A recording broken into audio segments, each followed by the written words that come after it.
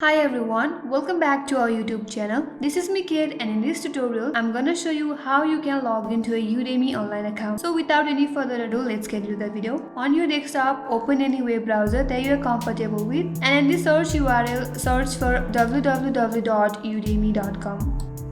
Once you press enter, you will get directed to the official page of Udemy, and then in this interface at the upper right corner near sign up option, you will see login option. Click on login and in here you will see login interface. Here you can continue login to your Udemy account with your Google account or your Facebook account or with your Apple account. Or else you can also type in your email and then your password. But before that, if you are new to our channel and haven't subscribed our channel yet, make sure to subscribe, like and hit the notification bell icon and stay tuned for more upcoming tutorials. Now, once you're done providing your password or if you have forgotten your password, you can simply recover by clicking on the link that says forgot password. That will direct you to the next page where you will be able to recover your password. Once you're done with entering your password, now click on login and then you will be logged into your Udemy account. So this is how you can simply log into Udemy online account. I hope this video helped you and thank you for watching till the end. I will see you on next video.